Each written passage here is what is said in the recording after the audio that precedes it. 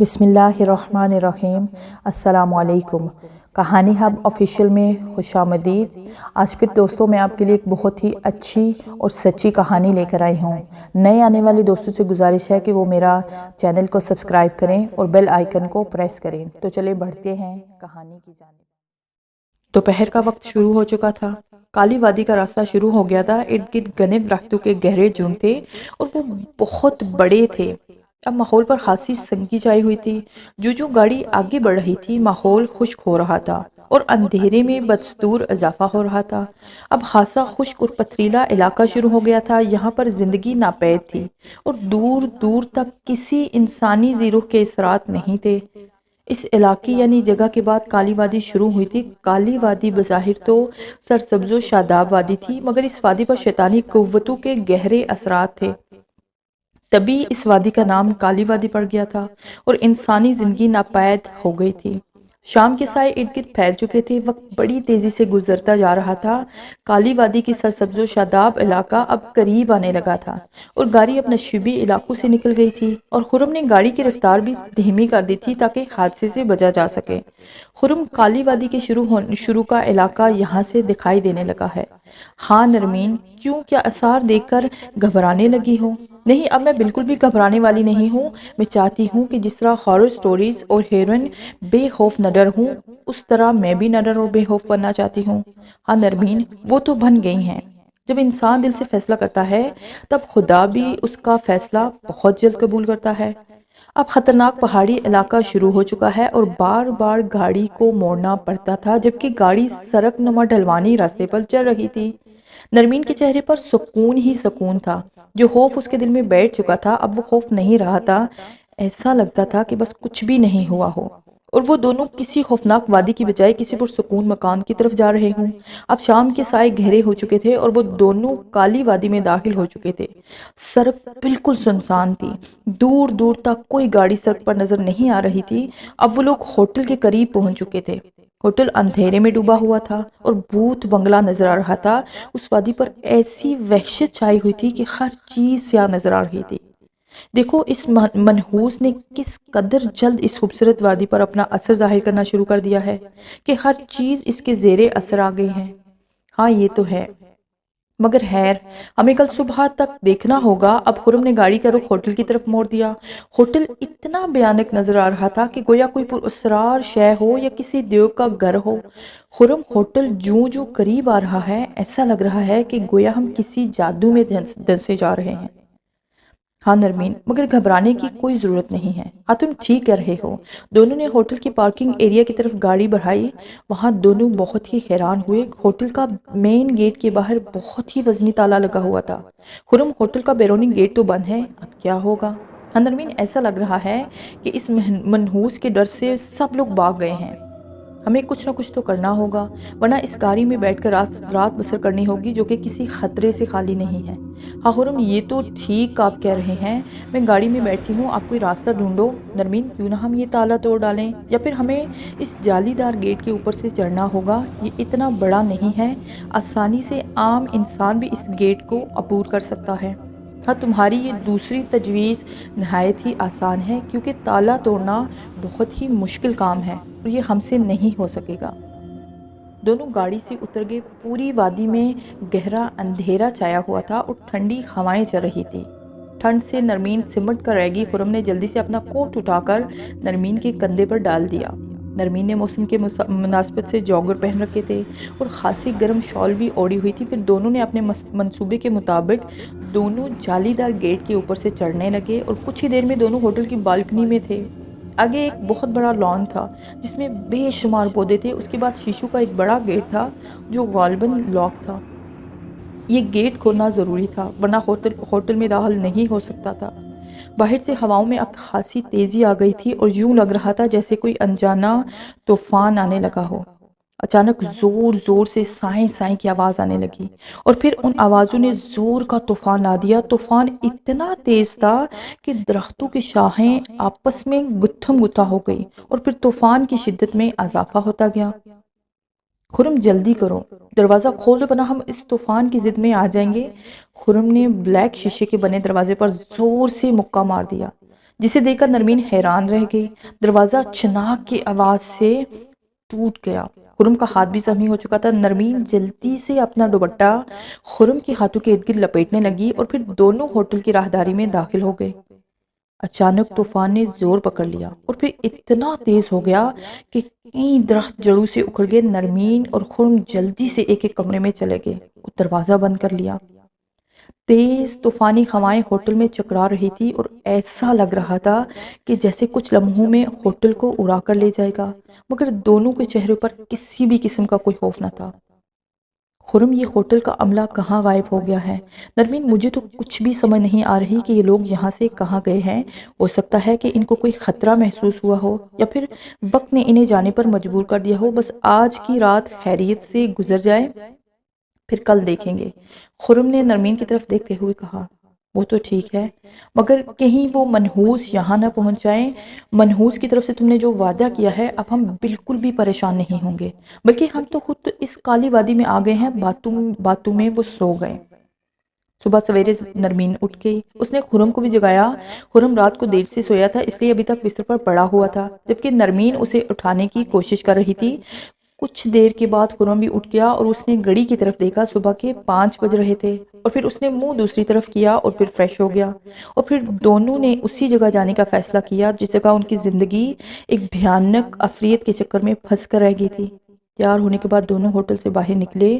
ان کو کچھ خبر نہیں تھی کہ ان کی زندگی کس کرب کا شکار ہونے والی ہے، یا پھر وہ دونوں اپنے اس امتحان میں کامیاب ہو جائیں گے۔ ابھی انہوں نے اس کے بارے میں سوچا نہ تھا۔ پھر اس کے بعد دونوں ہوٹل کے گیٹ کی طرف بڑھ گئے۔ رات جو طوفانی ہوائیں چلی تھی، اس دن ہوٹل کے جالی دار گیٹ کو اکھاڑ کر رکھ دیا تھا۔ دونوں نہایت آسانی سے ہوٹل کے گیٹ سے باہر نکل گئے اور پھر اپنی گاڑی میں بیٹھ کر منزل کی طرف روانہ ہو گئے۔ اب کالی وادی کا وہ حصہ تھا جہاں وہ پہلی بار انجانے میں گئے تھے، اور اب جان بوجھ کر اس جگہ جا رہے تھے جہاں پر ایک انجانا خوف تھا، ایک بدصورت اور کریہہ صورت عفریت تھا۔ ان کا فاصلہ اس جگہ سے رفتہ رفتہ گھٹتا جا رہا تھا، اور خرم گاڑی تیزی سے چلا رہا تھا۔ وہ جلد سے جلد اس جگہ پہنچ جانا چاہتا تھا کہ وہ وہاں ایک خوف سے ملنا چاہتا تھا۔ وہ دونوں یہ بھی نہیں جانتے تھے کہ وہ اس بھیانک منحوس کا مقابلہ کر سکیں گے بھی یا نہیں۔ یہ فاصلہ اب بہت ہی کم ہو کر رہ گیا تھا، اور پھر ان کی گاڑی اس ڈھلوان پر چڑھنے لگی۔ راستہ اب بہت ہی خراب ہو چکا تھا، جگہ جگہ سڑک کے بیچوں بیچ پتھر پڑے ہوئے تھے۔ خرم اب بہت ہی احتیاط سے ڈرائیونگ کر رہا تھا اور نرمین اسے حوصلہ دے رہی تھی۔ یہ وہی جگہ ہے، نرمین بولی۔ ہاں خرم، ہاں۔ خرم نے مختصر لفظ میں اس کی تائید کی۔ خرم، یہ جگہ منحوس کی ملکیت ہے، شاید، ہاں، یا پھر اس جگہ ہر منحوس نے قبضہ کر رکھا ہو۔ دراصل یہ سرز و شاداب وادی بہت ہی زیادہ خوبصورت تھی، مگر وہ عفریت پتہ نہیں کیا چاہتے تھے۔ اب ہمیں گاڑی سے اترنا ہوگا کیونکہ آگے گاڑی نہیں جا سکتی اور صرف اونچی ڈھلوان ہے۔ خرم، میں چاہتی ہوں کہ ہم تھوڑی دیر گاڑی میں بیٹھے رہیں تاکہ تھوڑا سا وقت گزر جائے، کہ سورج بھی ذرا تیز ہو جائے۔ دن کے وقت یہ عفریت وغیرہ کم زور ہوتے ہیں۔ نہیں نرمین، ہمیں وقت کو ضائع نہیں کرنا چاہیے، ہمیں بس ان کا مقابلہ کرنا چاہیے۔ ٹھیک ہے، جیسے آپ کی مرضی۔ نرمین گاڑی سے اتری، خرم بھی اس کے پیچھے باہر نکل آیا۔ دونوں اس جگہ کی طرف جانے لگے جہاں پر وہ پہلے بھی ساتھ گئے تھے، اور ان کی زندگی میں ایک بھیانک عفریت نے قبضہ کر رکھا تھا۔ دونوں کو اچانک محسوس ہوا کہ کچھ برا ہو رہا ہے۔ سرسبز آسمان پر اچانک سیاہ بادل چھانے لگے، چمکتا ہوا سورج مان پڑنے لگا، آسمانی بجلی کڑکنے لگی۔ خرم، تم کچھ محسوس کر رہے ہو؟ ہاں نرمین، عفریت کو پتہ چل چکا ہے کہ ہم اس کی طرف جا رہے ہیں، اس لیے وہ بھی آج ہمیں اپنی طاقتیں بتانا چاہتا ہے، اس لیے میں بھی پیچھے ہٹنے والا نہیں ہوں۔ ہاں خرم، یہ بات تو ٹھیک ہے، دراصل ہمیں اب ثابت قدم رہنا ہوگا، عفریت کا بھرپور سامنا کرنا چاہیے۔ دونوں باتیں کر رہے تھے اور اسی جگہ کی طرف بڑھ بھی رہے تھے۔ کچھ ہی دیر میں وہ دونوں اسی جگہ پر پہنچ گئے جہاں پر ان لوگوں نے پہلے ایک ساتھ ایک سیاہ عفریت کو دیکھا تھا اور بالوں کے گچھے میں اس عفریت کا ٹھکانہ معلوم کیا تھا۔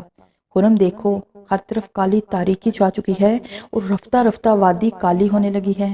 ایسا لگ رہا ہے کہ جیسے شام ہو رہی ہو اور شام کی گھٹا ڈوب اندھیرا پھیل رہا ہو۔ اب بھی بدستور ایک گھنے بالوں کا گچھا پڑا ہوا تھا۔ خرم نے بے دردی سے وہ بالوں کا گچھا اٹھایا اور اپنی جیب سے لیٹر نکال لیا۔ خرم اس کو آگ لگانا چاہتا تھا مگر پتہ نہیں کہاں سے تیز ہوا آئی اور اس نے وہ لیٹر کا شعلہ بجھا دیا اور اس کے منہ پر ایک زور سے تھپڑ مارا۔ اس کے ہاتھ میں باریک بے وزنی بالوں کا وزن کئی من بڑھ گیا اور وہ بال اس کے ہاتھوں سے چھوٹ کر گر گئے۔ نرمین بھی خرم کے سرخ گال کو دیکھ کر حیران رہ گئی۔ خرم یہ کیا ہے؟ نرمین ہمیں نیچے غار میں جانا چاہیے، کسی بھی وقت اولے پڑ سکتے ہیں۔ ہاں یہ تو آپ بالکل ٹھیک کر رہے ہیں۔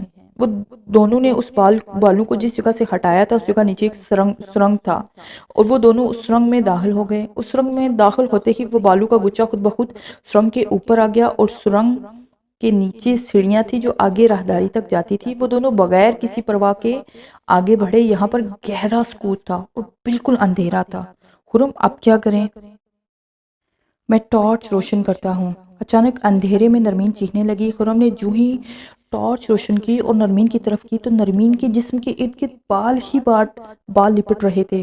خرم نے جو ہی یہ منظر دیکھا تو ٹارچ کا شعلہ روشنی اور نرمین کے قریب ہوا۔ وہ بال ایک دم نظروں سے اوجھل ہو گئے۔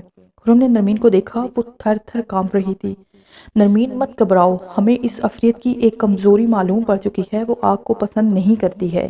وہ آگ کے معمولی شعلے سے بھی ڈرتی ہے۔ شاید خرم ایسا ہو لیکن وہ بالوں سے بڑا ہے اور میرے خیال میں اس نے ہمیں صرف ڈرایا ہے، ابھی تک کچھ کہا نہیں ہے، ورنہ تو وہ اتنا بڑا ہے کہ لمحوں میں ہمیں مار سکتا ہے۔ نرمین کا اتنا کہنا تھا کہ اس کے کانوں میں آواز آئی۔ یہ آواز بہت ہی گمبھیر تھی۔ ایسی بھیانک آواز ان لوگوں نے پوری زندگی نہیں سنی تھی۔ اے لڑکے، تم نے میری وادی میں آ کر بہت بڑی غلطی کی ہے۔ تم کو اس کا خمیازہ اس لڑکی کی صورت میں بھگتنا پڑے گا اور میں تمہاری بیوی کو تم سے چھین رہا ہوں۔ مجھے اس کی ضرورت ہے۔ یہ حسین دوشیزہ ہے اور اس کے باوجود یہ ایک باہمت لڑکی، کیونکہ یہ یہاں دوبارہ آئی ہے۔ پچھلی بار جب یہ اس وادی میں آئی تھی تو یہ بالکل بولی بالی تھی اور معصوم تھی، مگر اس بار یہ اس وادی کے عفریت کو للکارنے آئی ہے۔ میں تم لوگوں سے بے خبر نہ تھا، تم لوگوں کی پل پل کی خبر رکھتا تھا۔ اب یہ لڑکی میری ہوگی اور تم اپنی بیوی کو بچانے کے لیے مجھ سے پنگا لوگے، یعنی تم مجھے زیر کرو گے۔ اگر تم نے میرا مقابلہ نہ کیا تو میں تمہیں فنا کر دوں گا۔ تم میری بیوی کو کچھ بھی نہیں کہو گے کیونکہ میں اپنی بیوی کی حفاظت اچھی طرح جانتا ہوں۔ تم میری بیوی کا بال بھی بیکا نہ کر سکو گے، خرم نے طیش میں آ کر کہا۔ اچانک نرمین کے ارد گرد بال ہی بال لپٹنے لگی۔ یہ بال اس کالے نظر نہ آنے والے عفریت کے ہی تھے۔ نرمین کی کئی چیخیں گونجنے لگی۔ میں تمہاری بیوی کو لے کر جا رہا ہوں، اگر تم مجھے روک سکتے ہو تو روک لو۔ خرم لیٹر کا شعلہ بار بار جلانے لگا مگر اس کا لیٹر کا شعلہ جل نہیں رہا تھا۔ وہ نرمین کی طرف بڑھا مگر وہ شیطانی عفریت کے شکنجے میں بری طرح جکڑ رہی تھی۔ خرم کچھ کرو، یہ عفریت مجھے لے جائے گا۔ نرمین کی گٹی گٹی سی چیخ نکلی۔ خرم جیسے بے بس ہو گیا تھا۔ ایک تو یہ عفریت صرف بالوں کا گچھا تھا اور نظر بھی نہیں آ رہا تھا۔ خرم سخت پریشان تھا۔ وہ نرمین کو ہر حال میں بچانا چاہتا تھا مگر آگ کا شعلہ جل ہی نہیں رہا تھا۔ اور پھر کچھ ہی دیر میں جیسے ہی لائٹر کا شعلہ جلا، عفریت نرمین کے ساتھ غائب ہو گیا۔ خرم پریشان نظروں سے دیوانوں کی طرح ارد گرد دیکھنے لگا۔ عفریت کی آواز خرم کے کانوں میں آئی۔ میں اس لڑکی کو لے کر جا رہا ہوں۔ آج سے یہ میری بیوی ہوگی۔ چند دنوں کے بعد میں اس سے شادی رچا لوں گا اور یہ میری طرح ہو جائے گی۔ اس کے اندر طلسمی طاقتیں آ جائیں گی اور اس کا وجود بالوں سے بھر جائے گا۔ تم کچھ نہیں کر سکو گے چونکہ تم اس کا پہلے شوہر رہے ہو، اس لیے میں صرف تمہیں 5 منٹ کے لیے وقت دوں گا کہ تم اگر کچھ کر سکتے ہو تو کر لو۔ اگر تم نے ان 5 منٹوں میں مجھے فنا کیا تو میں تمہیں ختم کر دوں گا۔ اگر یہ شادی شدہ نہ ہوتی تو ہمارا قبیلہ کبھی یہ شرط نہ رکھتا، مگر یہ لڑکی اب میرے قبضے میں ہے اور شادی شدہ ہے، اس لیے تم مقابلہ کرو گے مگر مقابلے میں وقفے میں تمہیں آوازیں دوں گا، تم پر حملہ نہیں کروں گا۔ یہ 5 منٹ ہی ہیں جس میں تم ہار جیت کا فیصلہ کرو گے اور میں تمہیں دکھائی بھی دوں گا۔ عفریت نے اسے سب کچھ کہہ دیا۔ ٹھیک ہے، مجھے تمہارا یہ فیصلہ منظور ہے، خرم نے چیخ کر کہا۔ اگر خدا نے میرا ساتھ دیا تو میں تمہیں 1 منٹ میں ختم کر دوں گا۔ خرم نے کہا ٹھیک ہے۔ خال میں ارد گرد مشعلیں جم اٹھی۔ اوپر چند سیڑھیاں جاتی تھی جو کہ بالوں کے اس گچھے پر ختم ہوتی تھی جہاں سے یہ دونوں اس سوراخ کے ذریعے اس خال تک آئے تھے۔ خرم چیخا، تم تو مجھے دکھائی نہیں دے رہے ہو، میں مقابلے کے لیے تیار ہوں۔ ٹھیک ہے، تو ہمارا مقابلہ شروع ہو رہا ہے، سامنے دیکھو، میں نظر آ جاؤں گا۔ عفریت کی آواز سنائی دی۔ خرم نے سامنے دیکھا تو اسے ایک بھیانک ریچھ نما انسان دکھائی دیا جو بالوں سے بھرا ہوا تھا۔ خرم نے مشعل اٹھائی اور عفریت کی طرف دوڑ لگا دی اور عفریت خرم کو گھور رہا تھا۔ خرم نے جلتی مشعل اس منحوس پر پھینک دی۔ اس کے بالوں کو آگ لگ گئی، مگر کچھ ہی لمحوں میں آگ خود سرد ہو کر بجھ گئی۔ عفریت کے جسم پر بے انتہا لمبے گھنے بال تھے، وہ بالکل ریچھ کی طرح بالوں سے بڑا ہوا تھا۔ اس کی آنکھیں انڈے کی مانند بڑی اور سفید تھی، جس میں ڈھیلا بالکل نہیں تھا۔ خرم نے تیزی سے 2 مشعلیں اٹھائی اور اس کے چہرے پر دے ماری، مگر منحوس پر ذرا برابر بھی اس کا اثر نہیں ہوا۔ خرم بہت ہی پریشان ہو گیا۔ وہ دوڑتا ہوا عفریت کے بالکل سامنے کھڑا ہو گیا اور اس کے سر کے بالوں میں ہاتھ ڈال کر کھینچنے لگا، مگر اسے کچھ بھی فرق نہ پڑا۔ خرم کے پاس وقت بھی بہت کم رہ گیا تھا۔ وہ سوچنے لگا، میں بھی وقت ضائع نہیں کرنا چاہتا۔ کئی موقع اس نے عفریت کے چہرے پر مارے، مگر بے سود۔ اس کا ہاتھ ہر بار بالوں کے گچھے میں الجھ کر رہ گیا۔ اب 2 منٹ اور 20 سیکنڈ کا انتہائی کم وقت رہ گیا تھا۔ عفریت گرائی بے بسی پر کہکہے لگانے لگی۔ اسے جیسے یقین ہو کہ ہار خرم کے مقدر میں لکھی جا چکی ہے اور وہ بھیانک عفریت سکندر بننے والا ہے۔ یا اللہ میری مدد کا خرم خدا سے مدد مانگنے لگا۔ اس کی آنکھوں سے آنسو کی لڑی جاری ہو گئی۔ اب صرف 1 منٹ اور 30 سیکنڈ کا انتہائی کم وقت رہ گیا تھا۔ اچانک خرم کے ذہن میں ایک دھماکہ سا ہوا۔ اس کی آنکھوں کے سامنے وہ بالوں کا گچھا آ گیا جو سوراخ کے اوپر رکھا ہوا تھا۔ خرم نے پھرتی سے دیوار کے اتاق سے ایک جلتی ہوئی مشعل نکالی اور سیڑھیوں کی طرف دوڑ لگا دی۔ لمحے بہت کم رہ گئے تھے، اب صرف 1 منٹ رہ گیا تھا اور سیڑھیوں پر چڑھتے ہی آگے باہر جانے کا راستہ بند تھا اور وہ گھنے سوراخ کے اوپر ہی موجود تھا۔ خرم نے لمحے کے اندر ہی ان بالوں کو آگ لگا دی۔ ان کمزور بالوں نے لمحے میں ہی آگ پکڑ لی اور گہرا دھواں ارد گرد چھانے لگا۔ عفریت کے کہکہے بھیانک چیخوں میں تبدیل ہو گئے تھے۔ خرم جلدی سے نیچے چلا گیا تو اس کو نیچے عفریت کے قدموں میں نمو یعنی نرمین دکھائی دی۔ عفریت کو آگ لگ چکی تھی اور اس کے بال جل رہے تھے۔ نرمین نے خرم کی طرف دوڑ لگا دی اور بولی، خرم یہاں سے نکلو۔ خرم نے اس کا ہاتھ تھاما اور دونوں سیڑھیوں کی طرف دوڑے۔ وہاں پر گہرا دھواں تھا۔ دونوں باری باری سوراخ کے راستے سے باہر نکل گئے اور وہ دونوں وہاں سے دوڑتے ہوئے دور جانے لگے۔ وہاں پر عفریت کی بھیانک چیخیں اب بھی سنائی دے رہی تھی۔ اچانک ایک بڑا پہاڑی پتھر سرکتا ہوا اس سوراخ پر آ گرا اور وہ جگہ ہمیشہ کے لیے بند ہو گئی۔ دونوں گاڑی تک پہنچ جائے تھے۔ خرم، خدا کا شکر ہے کہ ہم نے اس منحوس کو ختم کر دیا ہے۔ ہاں نرمین، یہ تو خدا کی ذات ہے جس نے میری مدد کی اور میرے ذہن میں وہ بالوں کا گچھا یاد دلایا اور ہم نے ایک برائی کو دنیا سے پاک کر دیا۔ اب خدا کی شان سے ہماری زندگی بھی محفوظ ہو گئی ہے۔ نرمین، تم تھی کہاں؟ میں اس منحوس کے قریب ہی تھی، مگر جادو کی وجہ سے تمہیں نظر نہیں آ رہی تھی اور نہ آواز دے سکتی تھی۔ اس بالوں میں عفریت کی جان تھی، بلکہ کئی عفریتوں کی روحیں تھیں جو اب آزاد ہو کر اس جہاں سے چلی گئی ہیں۔ وہ دونوں گاڑی میں بیٹھ کر خوشی خوشی شہر کی طرف جانے لگے اور پھر اس کے بعد نرمین کو کبھی بھی ڈراؤنا خواب دکھائی نہ دیا اور نہ ہی وہ کبھی ڈری تھی۔ سب کچھ خرم نے ختم کر دیا تھا۔